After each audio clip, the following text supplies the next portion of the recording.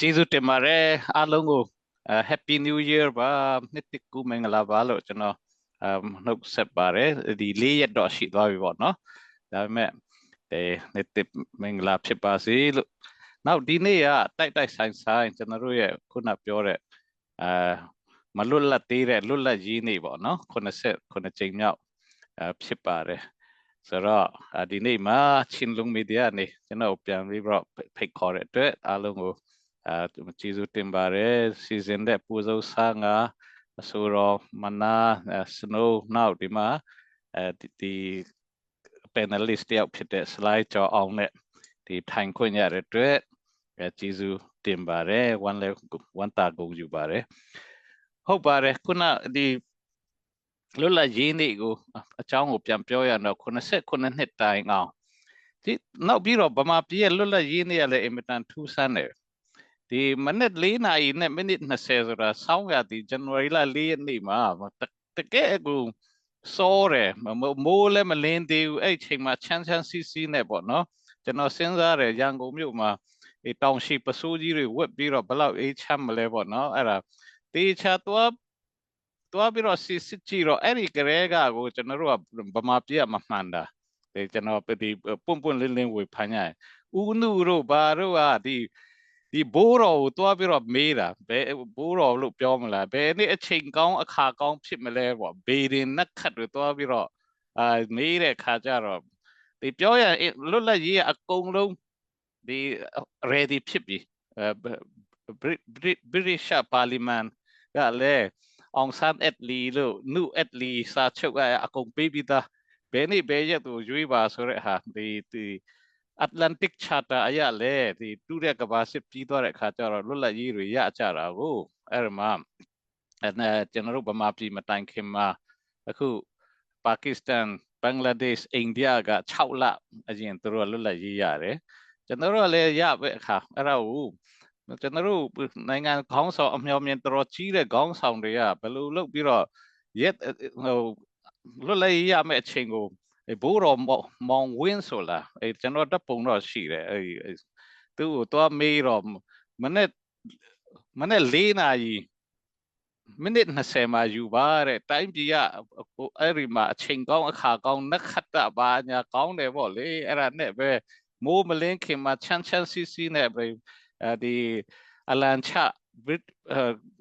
Union Jack British အလံကိုချပြီးတော့ဗမာအလံကိုတင်တဲ့အခမ်းအနားလုပ်လိုက်ရတယ်အဲ့ဒီကစပြီးတော့ဒီဗမာပြည်ရဲ့ဟိုအစကတည်းကမမှန်တာလို့ပဲကျွန်တော်ပွန့်လင်းဝန်ခံပါရစေဘိုးတော်ရဲ့ဘီရင်နက်ခတ်နဲ့လွတ်လပ်ရေးရခဲ့တာဆိုတော့သူများနိုင်ငံလူခန်းနာနဲ့ဒီနေရောင်အောက်မှာပေါ့နော်မိုးလင်းချင်းနဲ့ကျွန်တော်လွတ်လပ်ရေးတော့မစခဲ့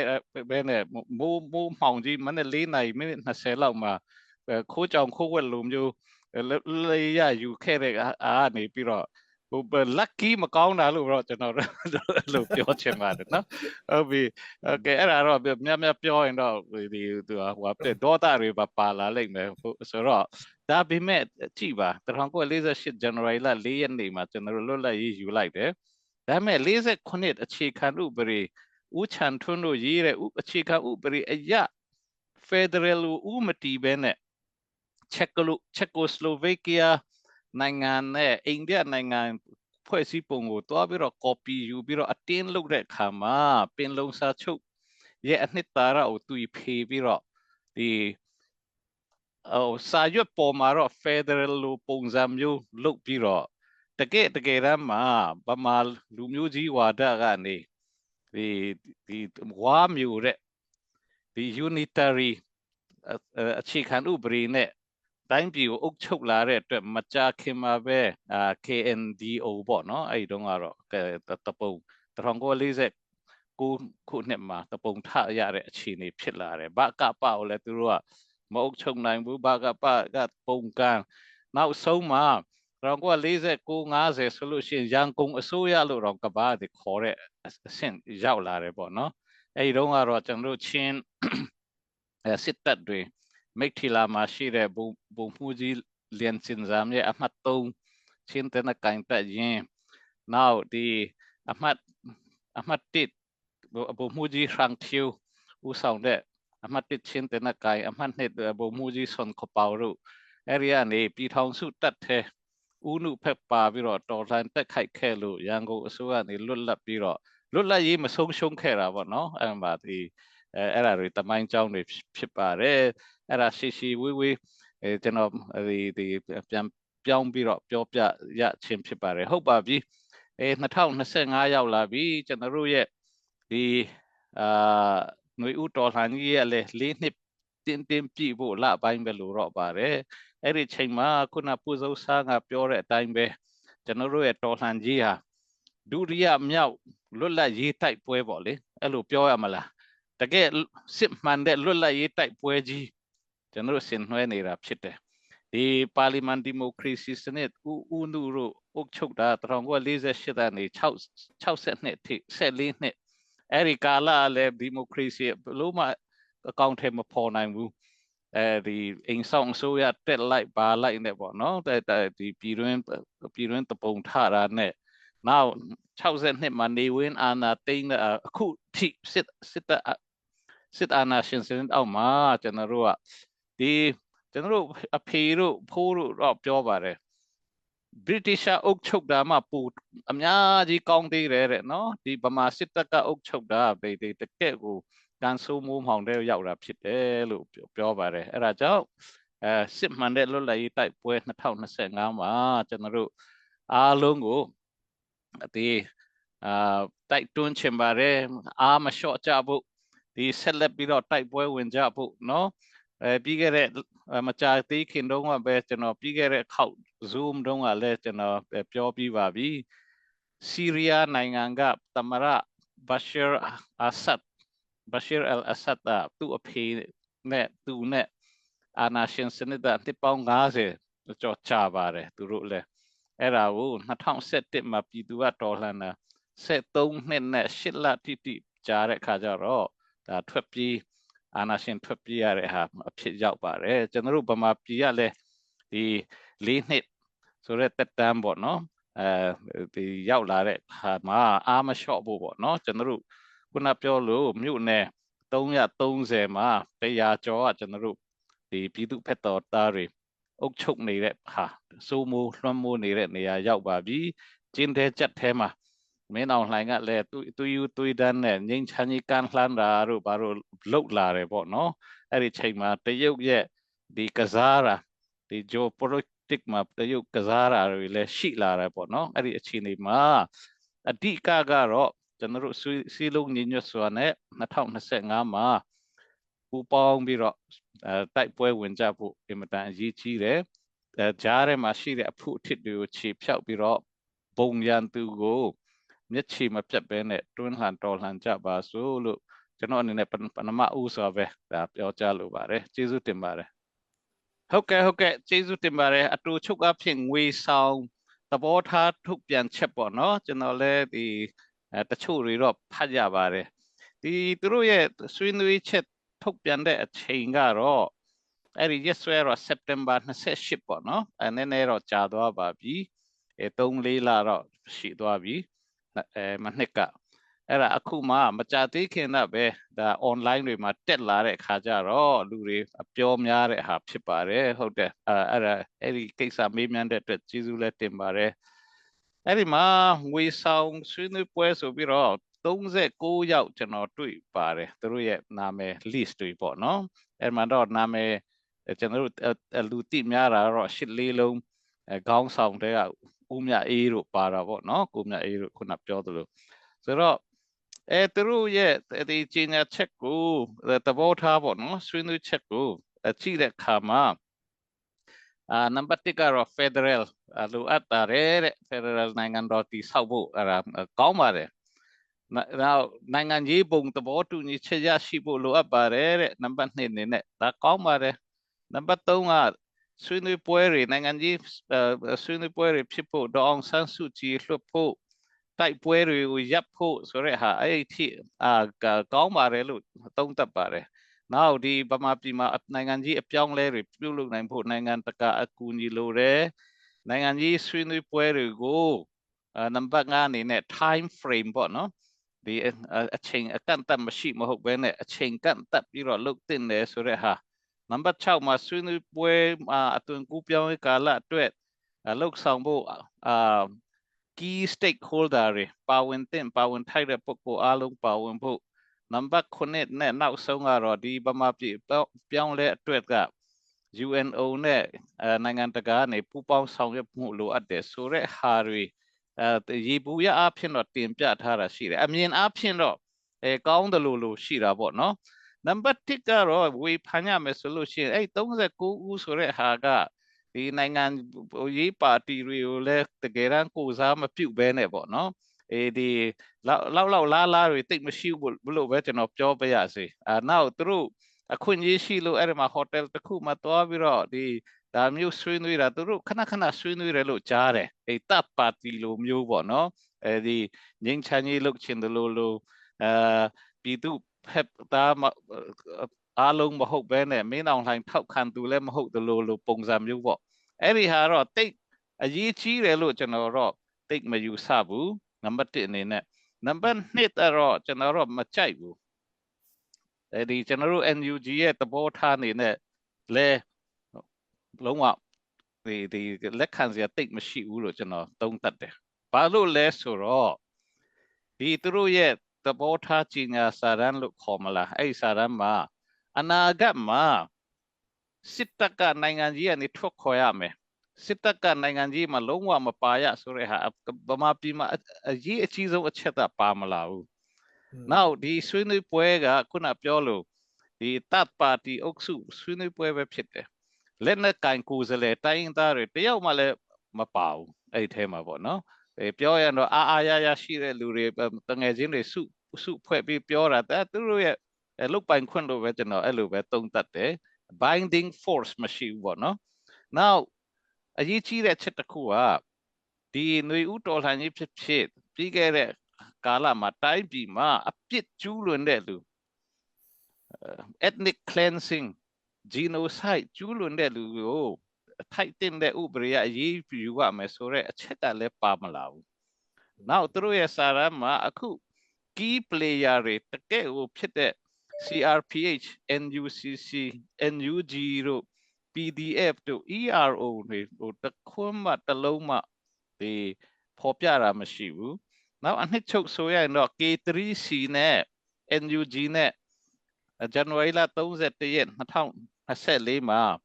ကြီးညာထားတဲ့အနာဂတ်နိုင်ငံကြီးမျှော်မှန်းချက်6ခုထဲကတစ်ခုမှပါမလာဘူးဒါကြောင့်အဲ့ဒီဟာကတော့ငွေဆောင်ခုနပြောသလိုသူတို့39ယောက်ဒီတငယ်ချင်းတွေစုဖွဲ့ပြီးတော့ပြောဆိုကြတယ်အဲ့ဒီမှာသူတို့ရဲ့ဆွေးနွေးချက်ကိုထုတ်ဖော်တယ်အဲ့လောက်လို့ပဲကျွန်တော်သုံးသပ်တယ်ဗမာပြည်နိုင်ငံကြီးအချက်တဲပေါ့နော် Federal Democracy ငြိမ်းချမ်းရေးကိုဖော်ဆောင်မဲ့အချက်တစ်ခုမှမတွေ့ပါဘူးလို့ကျွန်တော်အဲ့လိုပဲသုံးသပ်ပေးရစေကျေးဇူးတင်ပါတယ်ဟုတ်ကဲ့ကျေးဇူးတင်ပါတယ်ဟုတ်ပါတယ်ရခိုင်ပြည်နယ်မှာမြို့နယ်18ခုမှာ14ခုကိုAAကတိမ့်ပိုက်နိုင်ခဲ့ပြီးမန်အောင်ကျွန်းရဲ့ကြောက်ဖြူမြို့တော်စစ်တွေ3ခုကျန်တယ်ပေါ့နော်အဲ့ဒီချိန်မှာတရုတ်နိုင်ငံကဒီဂျာဝင်လာတဲ့ဒီမကဘဲနဲ့စွတ်ဖက်တဲ့သဘောပါလာတယ်လို့ကျွန်တော်တို့သုံးသပ်တယ်ကျွန်တော်တို့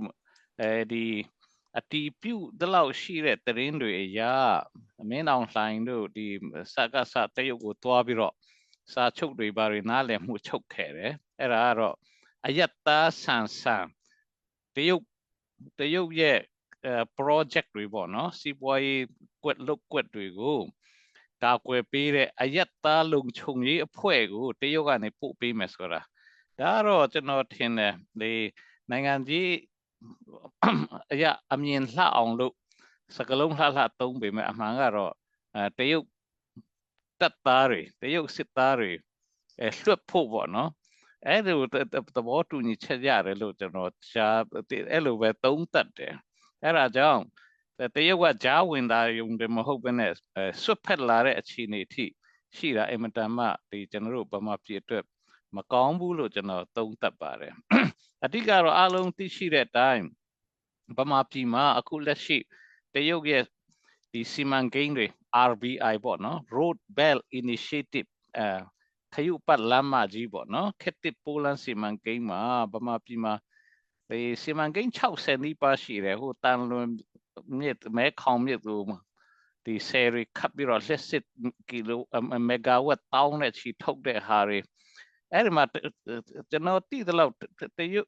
တရုတ်ရဲ့စီမံကိန်းအကြီးကြီးတွေကလည်းရခိုင်မှာရှိတယ်အဲ့ဒီတည်းကအကြီးဆုံးပိုင်းကတော့ကြောက်ဖြူရေနက်စီမံကိန်းပေါ့လေအဲ့ဒါနေကြောက်ဖြူကနေခွန်းမိန်အထိတရုတ်ပြည်ဖြစ်ကူမင်းအထိပေါ့နော်အမြန်ရထားလမ်းအမြန်လမ်းတွေဖောက်လို့အဲ့ဒါကြောင့်ကြောက်ဖြူကအင်မတန်အရေးကြီးတယ်ကျွန်တော်လည်းပြောဖူးပါတယ်ဒီအမေရိကန်နဲ့ဒီ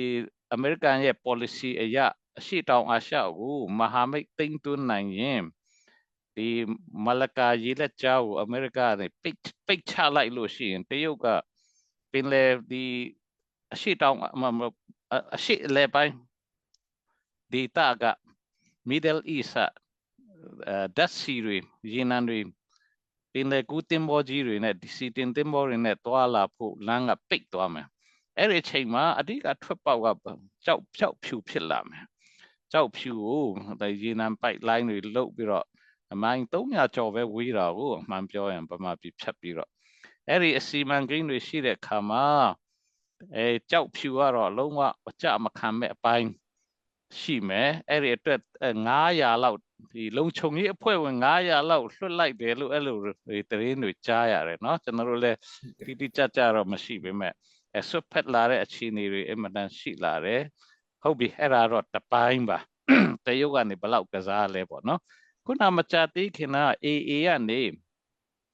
ULA ကနေထုတ်ပြန်လာတဲ့ဒီသူရဲ့ထုတ်ပြန်ကြေညာချက်ကိုကြည့်ရင်လေအဲ့ဒါတရုတ်ရဲ့ဆွတ်ဖက်မှုဂျားဝင်မှုဖိအားပေးမှုအများကြီးပါတယ်ဆိုတာကျွန်တော်တို့တွေ့ရပါတယ်အဲ့ဒါတေချာကြည့်လို့ရှိရင်ပေါ့နော်နှစ်ပိုင်းအနေနဲ့စဉ်းစားလို့ရမှာပေါ့နော်တစ်ပိုင်းကတော့ခုနပြောသလို AA ကဆိုလို့ရှိရင်စစ်တွေမန်အောင်နဲ့ကြောက်ဖြူကလွဲပြီးတော့နယ်မြေတစ်ခုလုံးကိုရခိုင်ပြည်နယ်တစ်ခုလုံးကိုတင်ပိုက်ပြီးတဲ့နောက်မှာမင်းအောင်လှိုင်ကိုရာဇတန်လို့ပေါ့နော် ultimatum လို့ကဲနိုင်ငံကြီးဆွေးနွေးမယ်ဆိုတော့ပုံစံမျိုးနဲ့အပေါ်စီးကနေဒီဆက်သွယ်လုတ်ဆောင်တယ်လို့မှတ်ယူရမယ့်အခြေအနေတစ်ပိုင်းရှိမယ်ပေါ့နော်နောက်တစ်ပိုင်းကတော့တရုတ်ရဲ့ဖိအားဂျားဝင်မှုအဲ့ဒီမှာဒီတရုတ်ကိုဒီတရုတ်ရဲ့ဖိအားကြောင့်မလုတ်ချင်ပဲနဲ့လုတ်တဲ့ဟာသူလုတ်ရတယ်ဆိုတဲ့ပုံစံမျိုးလည်းသုံးသပ်လို့ရမယ်လို့ကျွန်တော်ထင်တယ်ဒါပေမဲ့သူ့ရဲ့ထုတ်ပြန်ကြေညာချက်ကိုကြည့်လိုက်ရင်တော့အင်မတန်တော့ကောင်းပါတယ်လို့ကျွန်တော်ယူဆတယ်နံပါတ်1ကတော့ AA ကနေသူ့ရဲ့တိုင်းရင်းသားတွေအားလုံးဗမာပြည်သူသားတွေလိုလားတဲ့ Federal Democracy ရရှိတဲ့အထိသူဆက်သွားမယ်တိုက်ပွဲဝင်မယ်ဆိုတဲ့အချက်တွေပါလာတယ်နံပါတ်2အနေနဲ့ဒီမအားလာနဲ့ပေါ့နော်စကားစနဲ့လဲဆွေးနွေးတင်ဆွေးနွေးမယ်ဆိုတဲ့အပိုင်းကလည်းဒီလက်မခံနိုင်စရာအကြောင်းမရှိဘူးလို့ကျွန်တော်ယူဆတယ်ဒီဆွေးနွေးတယ်ဆိုတာကကဘာမှာတိုက်ပွဲကြီးတွေအားလုံးနှိပါကစပွဲပေါ်မှာတွေ့ဆုံဆွေးနွေးခြင်းအဖြစ်ပဲအပြည့်တတ်သွားကြတယ်ဒါပေမဲ့ဆွေးနွေးတဲ့ pre-condition တွေ condition တွေပေါ့နော်အဲ့ဒီဟာတွေကတော့အရေးကြီးမယ်ကျွန်တော်တို့ NUG ပင်လင်း K3C နဲ့ပေါင်းပြီးတော့ခုနလည်းကျွန်တော်ပြောပြီးပါပြီဇန်နဝါရီလ31ရက်နေ့2024ဘုံသဘောထားထုတ်ပြန်ကြေညာချက်မှာအချက်6ချက်ဒီ6ချက်တို့စကားစနေလက်ခံရင်ဒါဆွေးနွေးမယ်ဆိုတော့အတိအကျခေါ်ပြပြီးသားဖြစ်တယ်ဆွေးနွေးဖို့ပေါ့နော်ဒီစစ်တပ်ကနေဘယ်တော့မှဗမာပြည်နိုင်ငံကြီးမှာမပါဘူးနောက်အပြစ်ကျူးလွန်တဲ့လူကိုဥပဒေနဲ့စီရင်ဖို့ပါအစရှိသဖြင့်ပေါ့ဒီ NUG ကလည်းဆွေးနွေးရေးလမ်းစဉ်ကိုတွားနေတာပဲဟိုလူပြင်းစကားနဲ့ပြောရင်ပေါ့နော်ဒါပေမဲ့အရေးကြီးတဲ့အချက်ကတော့ဘာ condition ကိုထားပြီးတော့ဘာအခြေခံကိုထားပြီးတော့ဆွေးနွေးမလဲဆိုတဲ့အပေါ်မှာမူတည်ပါတယ်ဆိုတော့ကျွန်တော်အနေနဲ့တော့ AA ရဲ့ထုတ်ပြန်ကြေညာချက်ကိုအကျိုးဆိုပါတယ်တစ်ဖက်ထဲမှာတော့ဒီတရုတ်ရဲ့လွှမ်းမိုးမှု စွပ်ဖက်မှုများလွန်းမှာကိုလည်းတစ်ဖက်ကတော့စိုးရိမ်တယ်ပေါ့နော်အဲ့ဒီမှာဟုတ်ပါတယ်အေးရဲ့စစ်ပွဲအောင်မြင်မှုကိုကျွန်တော်အများကြီးအကျိုးဆိုရဲလက်ခံတယ်ဂွအမျိုးကိုတိမ့်လိုက်ပြီးဆိုကြတဲ့ဂွဆိုလို့ရှိရင်တစ်ဖက်ကအေယာဝတီတိုင်းနဲ့ဆိုလို့ရှိရင်နီးလေးပဲဖြစ်သွားပြီရေချီတို့ဇလွန်တို့ဟင်္ဒတာတို့နဲ့ဆိုရင်အဖြောင့်တိုင်းရင်ဘာမှမဝေးတော့ဘူးပေါ့နော်အဲ့ဒီအခြေအနေထိအေးကနေလွှမ်းမိုးလာနိုင်တယ်ဆိုတာဒါသိကောင်းတဲ့အချက်ဖြစ်ပါတယ်ကျွန်တော်တို့ဆက်ပြီးတော့စောင့်ကြည့်ရမယ့်အခြေအနေရှိမယ်လို့ကျွန်တော်အဲ့လိုပဲသုံးသပ်ပါတယ်ကျေးဇူးတင်ပါတယ်ကျွန်တော်တို့ຫນွေဦးတော်လှန်ရေးတိုက်ပွဲဝင်တဲ့အခါမှာသွေးကြွေးမှာဆွေးနွေးစရာမရှိဆိုတာဟာအင်မတန်မှန်ပါတယ်ကျွန်တော်လည်းအခုထိအဲ့ဒါစုပ်ကင်ပါတယ်ဘာလို့ဆိုတော့ကပ္ပဒီတခြားနိုင်ငံကစစ်အာဏာရှင်တွေတော့ဘယ်လိုနေမလဲမသိဘူးဒီအခုနေဝင်းနာစတဲ့ဒီအခုမင်းအောင်လှိုင်အဆုံးဒီစစ်အာဏာရှင်တွေကတော့တစ်ဆက်မှသူတို့ယုံကြည်စရာအကြောင်းမရှိခဲ့ဘူးဆိုတာသူတို့ရဲ့အတိတ်မှာပြခဲ့တာပဲဒီနေဝင်းဆိုလို့ရှိရင်1960ကျော်တွေမှာဘကပကိုခေါ်တယ်ဒီသူဖက်ကနေခတ်တင်းတဘောကတော့လက်နဲ့ချပါပါတီထောင်မှာရွေးကောက်ပွဲဝင်မှာအဲ့ဒါပဲပြောတဲ့အခါကျတော့ဒါဘလို့မှဒါဆွေးနွေးပွဲမဟုတ်ဘူးဒီကျွန်းခံခိုင်းတာပဲဖြစ်တယ်ဆိုတော့ဘကပနဲ့လည်းဒါမအောင်မြင်ခဲ့ဘူးထိုနည်း၎င်းပဲဒီ KNU KNDO နဲ့လည်းခဏဒီဘူချုပ်မြတော်မှရန်ကုန်အထိသွားခဲ့တယ်အဲ့ဒီမှာလည်းဒီနေဝင်းတန်းရွှေဒီသူတို့စစ်အာဏာရှင်အားလုံးကအဲ့ဒီမင်းတို့ကျွန်းလာခံပါလက်နဲ့ချပါဆိုရက်ဟာနဲ့ပဲသွားတဲ့အခါမှာကျွန်တော်တို့တွေးကြည့်မှာဆွေးနွေးစရာမရှိဘူးဆိုရက်ဆောင်းပုတ်ကသူတို့နဲ့တော့အကောင်းဆုံးကျွန်တော်တို့စုပ်ကိုင်ရမယ့်မူဖြစ်တယ်အဆုံးအစွန်ထိအောင်သူတို့လက်နဲ့ချတဲ့အထိတိုက်ပွဲဝင်ဖို့အဲ့ဒါတော့ကျွန်တော်တို့စုပ်ကိုင်ရမယ့်သဘောဖြစ်တယ်အခုဥပမာရှစ်လေးလုံးတော်လှန်ရေးတုန်းကဆိုကျွန်တော်တို့အလိန်ခံလိုက်ရတာပဲအဲ့ဒီမှာစောမောင်ကနေပါပြောလဲဆိုတော့ရွေးကောက်ပွဲလုပ်ပေးမယ်သူကတော့စစ်တပ်ကတော့တန်းရပြန်မယ်အဲ့ဒီမှာအငိုက်မိခံလိုက်ရတယ်အားလုံးကအဲ့ဒီတော့ပါတီတွေကအဟုတ်မှတ်ပြီးတော့မှတ်ပုံတင်လိုက်ကြတာ302ပါတီတောင်ရှိတယ်နော်တကယ်တမ်းရွေးကောက်ပွဲဝင်တာတရားအဲ့ဒါဘာဖြစ်သွားလဲဆိုတော့လူရှစ်လေးလုံးလူထုအောင်ချွတ်ဆန္ဒပြပွဲကြီးကငြိမ်သွားတယ်ဒီဆက်လက်မလှုပ်နိုင်တော့ဘူးအဲရွေးကောက်ပွဲအတွက်ပဲတာဆူပြီးတော့ဒီနိုင်ငံရေးတက်ကြွသူတွေကလည်းဒီအချင်းချင်းခွတ်ဆောင်ခုတ်တာတို့ဘာတို့တော်ရဲရောက်သွားတဲ့ ABS TF တို့ကလည်းဘာမှဒီပြည်သူလူထုရဲ့ထောက်ပံ့မှုမရှိနိုင်တော့ဘူးပေါ့နော်စိတ်ဓာတ်အရာကောအဲ့ဒီမှာအဲ့ဒီဟာတွေကျွန်တော်တို့အတိတ်သမိုင်းမှာအများကြီးရှိခဲ့တယ်အခုလည်းမင်းအောင်လှိုင်ကဒီစကားကိုပြန်ပြောတာပဲမင်းအောင်လှိုင်ရဲ့စကားကိုလည်းတေချာကြည့်ရင်အချက်3ချက်ပဲတွေ့ရတယ်အဲ့ဒါတော့လက်နက်ကင်လိုင်းစင်စွန့်ပါနိုင်ငံရေးမှတ်ပုံတင်ပါရွေးကောက်ပွဲဝင်ပါအဲ့ဒါဘိုင်အောက်မှာလဲ2008အခြေခံဥပဒေအောက်မှာဒါကတော့မရဘူးလေကျွန်တော်တို့ NUG တို့ဘာတို့နေပြောတဲ့ဆွေးနွေးပွဲအဲ့ဒါမျိုးမဟုတ်ပါဘူးအဲ့ဒါမျိုးလုံးဝမဟုတ်ဘူးဒီအားလုံးသိတဲ့အတိုင်းပဲကျွန်တော်မြင်တဲ့လောက်တော့ဒါကျွန်တော်ရဲ့ NUG ရဲ့သဘောထားလည်းမဟုတ်ပါဘူးကျွန်တော်မြင်တာပေါ့နော်ဒီတိုင်းပဲဟိုဖက်ဒီဖက်ဒီ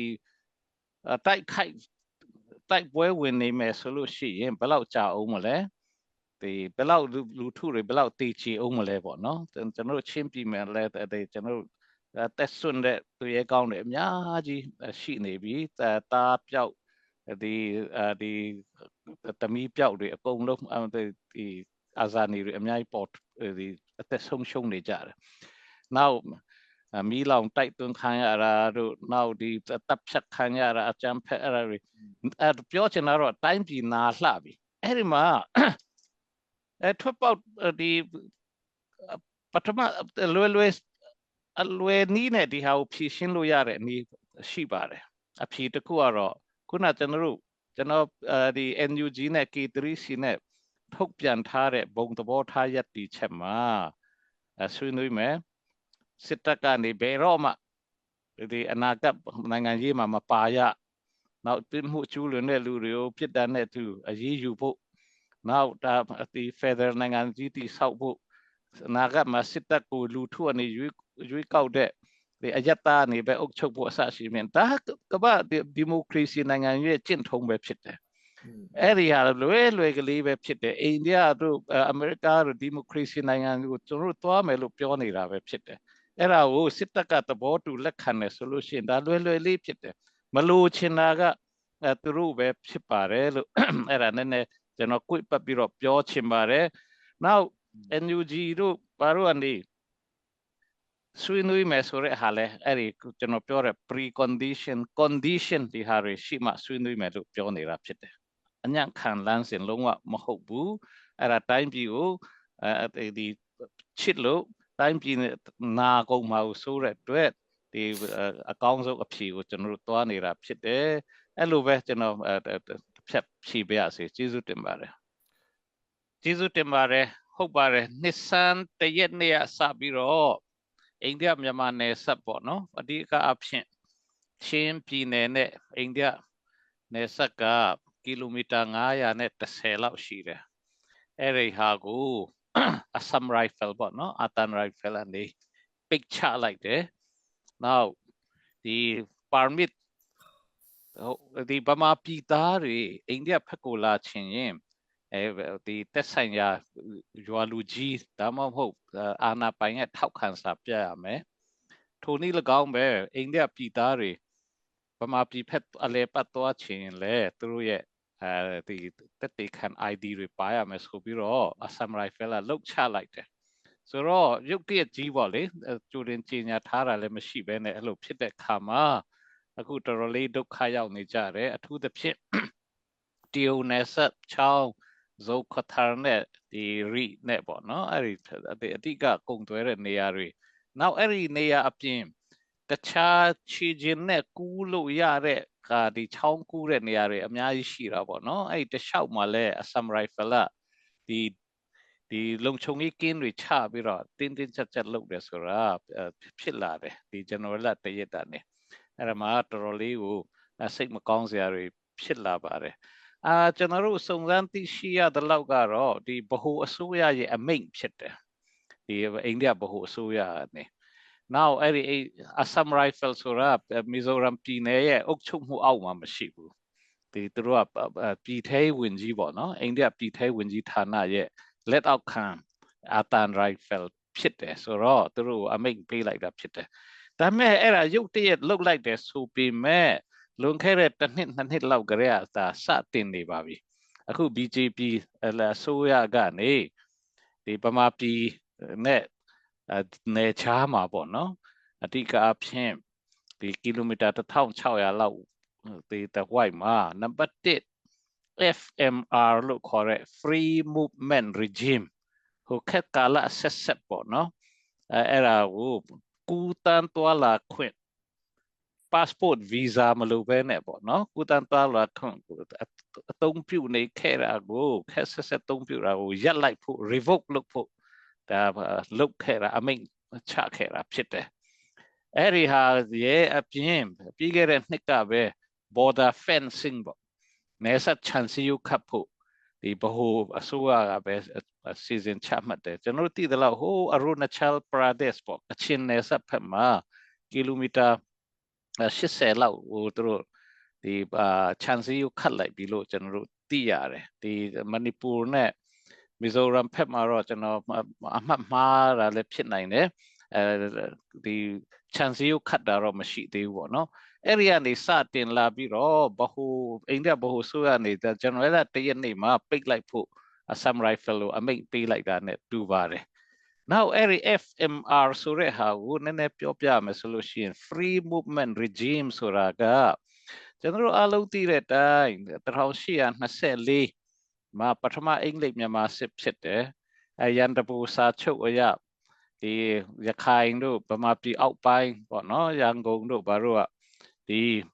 ဟိုကျသွားတယ်အင်္ဂလိပ်လက်ထဲမှာအဲ့ဒီမှာအင်္ဂလိပ်ကနေဘယ်လိုလုပ်လဲဆိုတော့အိန္ဒိယရဲ့ဘယင်ခံရဲ့အုပ်ချုပ်မှုမှာထားတယ်ဟိုအတူချုပ်ပြောတော့အိန္ဒိယနိုင်ငံတဲကိုတွန်းတယ်ပေါ့နော်အိန္ဒိယ empire တဲကိုဘယင်ခံချုပ်ရဲ့တစ်ခုရဲ့တပားရဲ့အောက်မှာပေါ့အဲ့ဒီမှာFMR ရှိပြီးသား Free Movement Regime 1824 ပေါ့နော်ဒီလေ passport visa မလိုပဲနဲ့နောက်1935မှာဒီ England Parliament ကနေ Government of Burma Act ဥပဒေနောက် Government of India Act ဥပဒေပြဋ္ဌာန်းပြီးတော့တနိုင်ငံအဖြစ်ခွဲလိုက်တယ်ဒါပေမဲ့အဲ့ဒါဥပဒေပြုတာ1935မှာဒါပေမဲ့တကယ်တမ်းတီယိုချောင်းတို့ဘာလို့နေဆက်မြင်းအဖြစ်တတ်မှတ်ပြီးတော့ဗမာပြည်ဘရင်ခံတက်အနေနဲ့ထားလိုက်တာအုပ်ချုပ်လိုက်တာက1939မှာဖြစ်တယ်ဆိုတော့အဲ့ဒီမတိုင်ခင်ကကြရတော့တာတိုင်းပြည်တယ်ပေါ့နိ passport visa မလို့အဲ့နောက်မှာလေသူတို့ကနေအင်္ဂလိပ်ဆိုကနေနေဆက်မြင်းချပြီးတော့ဘရင်ခံတယောက်စီရဲ့အုပ်ချုပ်မှုပါနှစ်နိုင်ငံဖြစ်ခွဲပြီးမဲ့နေဆက်တစ်လျှောက်မှာရှိတဲ့ဒီလူမျိုးတွေဟာပြည်သူတွေဟာဆွေမျိုးအရင်ချာတွေဖြစ်တဲ့အတွက်ဆိုပြီးတော့ FMR ကိုလှုပ်ဆောင်ခဲ့တာဖြစ်တယ် passport visa မလိုပဲနဲ့ပေါ့နော်တွာလာဖို့နောက်ဗမာပြည်လွတ်လပ်ရေးရတယ်အိန္ဒိယလွတ်လပ်ရေးရပြီးတော့6လမှာဗမာပြည်လွတ်လပ်ရေးရပြီးတဲ့နောက်မှာလဲ FMR ကိုဆက်လက်ပြီးတော့account ဖော်ဆောင်ရကြတယ်1955မှာဆိုလို့ရှိရင်ချမ်ဖိုင်မြို့မှာဖလာမြို့မှာရှိတဲ့ Chin Hill commissioner မင်းကြီးနဲ့ဒီအရေးပိုင်မင်းကြီးနဲ့မီဇိုရမ်အရေးပိုင်တွေတွေ့ဆုံပြီးတော့အဲ့ဒီ copy တွေပါကျွန်တော်မှာရှိတယ်ဒီနေဆက်မြင်းကနေကီလိုမီတာ40အထိ passport visa မတွားဘဲနဲ့ passport visa မလိုပဲနဲ့တွားဖို့နေဆက်မှာဒီငွေလှဲဌာနတွေထားဖို့အဲ့လိုတွေလုပ်တယ်အဲ့တော့ကကီလိုမီတာ40နော်ပြီးရင်တဖြည်းဖြည်းနဲ့ short ချလာတယ်ဒေါအောင်ဆန်းစုကြည်လက်ထက်အထိကဲဟိုပါ2016မှာဆိုလို့ရှိရင်အဲ့ဒီလွတ်လပ်စွာကူးတန်းသွားလာခွင့်နှစ်ပတ်အထိခွင့်ပြုတယ်ပြီးရင်ကီလိုမီတာ25အထိသွားခွင့်ပြုတယ်ပေါ့နော်အဲ့လိုတွေဖြစ်လာတယ်နောက်အခုကအဲ့ဒါကိုအားလုံးရပ်တက်တဲ့သဘောမျိုးလုတ်လိုက်ခြင်းဖြစ်တယ်အိန္ဒိယဘက်ကနေပေါ့နော်အဲ့ဒီမှာအခုဆိုလို့ရှိရင်တပတ်ပဲခွင့်ပြုတယ်အဲ့ဒီ permit စီစစ်ပြီးဝင်ခွင့်ပေးရင်တော့မှနော်တပတ်ပဲခွင့်ပြုတယ်ပြီးရင်10 ကီလိုမီတာ10 ကီလိုမီတာပဲရှိတယ်ဆိုတော့အားလုံးသိရင်တော့ခန့်မှန်းကြည့်မယ်ဆိုတော့တီယိုကနေချမ်ဖိုင်တော့မရောက်ဘူးပေါ့နော်ဟိုဘက်ကိုအဲ့ဒီပုံစံမျိုးဖြစ်တဲ့အခါမှာတော်တော်လေးကိုဒုက္ခရောက်တဲ့အခြေအနေရှိတယ်ကျွန်တော်တို့လည်းအဲ့ဒီဟာကိုညှိနှိုင်းဆောင်ရွက်ဖို့လုပ်နေပါတယ်ဘာလို့ဆိုတော့ကျွန်တော်တို့ဘက်ကဒါညာရတဲ့ဒီတော်လှန်ရေးတပ်သားတွေအစအားလုံးအတိကဒုက္ခရောက်မဲ့ဟာဖြစ်တယ်နောက်အိန္ဒိယဘက်ကလူထုမီဇိုရမ်လူထုကလည်းဒါဒုက္ခဆင်းရဲမှုဆင်းရဲဒုက္ခခံရတယ်အဲ့ဒီသူတို့ရဲ့တင်းကျပ်မှုကြောင့်အခုသူတို့ရီကန်တို့ဘွမ်နယ်တို့ဗမာပြည်ဆွေမျိုးတွေစီလာလေချင်ကြတဲ့အခါမှာသူတို့ကမှလည်းအဟန့်တာဖြစ်တယ်ဆိုတော့ဒါပေမဲ့အခုတလောကကျွန်တော်တို့အဲ့ဒီဟာကိုဆက်ပြီးတော့ဒီပြန်လဲဖွင့်ဖို့ဆက်ပြီးတော့မလုပ်နိုင်သေးတဲ့အချက်တစ်ခုကမီဇိုရမ်မှာဒီတကယ်ခရစ်စမတ်နဲ့နယူးယားရုံးပိတ်တာဖြစ်တယ်ဒီ YMA တို့ MZP တို့အကုန်လုံးကဒီခရစ်စမတ်မတိုင်ခင်ကရုံးပိတ်တာခုဒီနေ့ထိပဲဖြစ်တဲ့အခါမှာကျွန်တော်တို့အဲ့ဒီကိစ္စကိုညှိနှိုင်းဆောင်ရွက်ဖို့မီဇိုရမ်ဘက်ကဟာနဲ့နည်းနည်းလေးအခက်ခဲရှိနေပါသေးတယ်လို့အဲ့ဒီကိစ္စကတော့တော်ဒီအဓိကတော့ကျွန်တော်ချင်းမီဇိုပြည်သူတွေနောက်ကျွန်တော်တို့တော်လှန်ရေးအတွက်လည်းထိခိုက်နိုင်မဲ့ဟာဖြစ်တယ်နောက်အဲ့ဒါကိုမြန်ဖြည့်ရှင်းနိုင်ဖို့တော့ကျွန်တော်တို့စူးစမ်းဆောင်ရွက်နေပါတယ်လို့အဲ့ဒီဟာတစ်ချက်လေးပါနောက်ကျွန်တော်အိန္ဒိယအာဏာပိုင်ဘက်ကိုလည်းအမြဲတမ်းပြောတာကဒီအိန္ဒိယကနေအကြောက်ရွံ့နေတဲ့ဒီ border ဖြတ်ကျော်ပြီးတော့မူရစီဝါဗမာပြည်ရောက်လာတယ်လက်နဲ့ပေါင်းခုမှုရှိတယ်crime တွေကျူးလွန်တယ် refugee တွေအများကြီးဗမာပြည်ရောက်လာတယ်ဆိုတဲ့ဟာအရင်အမြစ်တာ FMR ကိုပိတ်သိမ်းတာမျိုး border ချန်စီယိုခတ်တာတော့နဲ့လုံးဝမရဘူးလို့အဲ့လိုဖြည့်ရှင်းလို့မရဘူးလို့ကျွန်တော်ဟာတာလို့တော့ပြောပါတယ်အခု number 4 ဘိန်းဖြူတို့ဘာလို့ဆိုတာချန်စီယိုခင်ဗျားတို့ဘယ်လောက်မြင့်ကာနိုင်မလဲ drone နဲ့ကြော်ပြီးတော့ဝင်ချလိုက်ရင် ปีทองป้อมยาสวดมันยันเนี่ย chance อยู่แต่ไม่รู้การไหนมาหกบูคุแค่มานี้เป็นยาจะที่เบลูมาดาริยตาสิลูมยาอู number 4ตะทุกมาทุกdrone เนี่ยจอชาไล่ดาเอลูจอบอะไร now เอลู chance อยู่ไปบีรอ FMR ยกติ้งไล่ดามอยู่ลูเนี่ยจะนู้บมาปีอยู่แต่ยกปีอยู่ตัวมันปูระปูลูนี้กัดเอาไปยกกูมีโคเอา push away into China บ่เนาะจะเนาะအဲ့လိုအများအားပြောပါတယ်ဆိုတော့တရားလည်းပြန်လဲသုံးသပ်ဖို့ကျွန်တော်တက်နိုင်တဲ့ဖက်ကနေဆောင်ရွက်ပြောဆိုနေပါတယ်လို့အဲ့ဒီဟာကျွန်တော်နည်းနည်းလေးရှည်ရှည်ဝေးဝေးလေးပြောလိုက်ခြင်းဖြစ်ပါတယ်ကျေးဇူးတင်ပါတယ်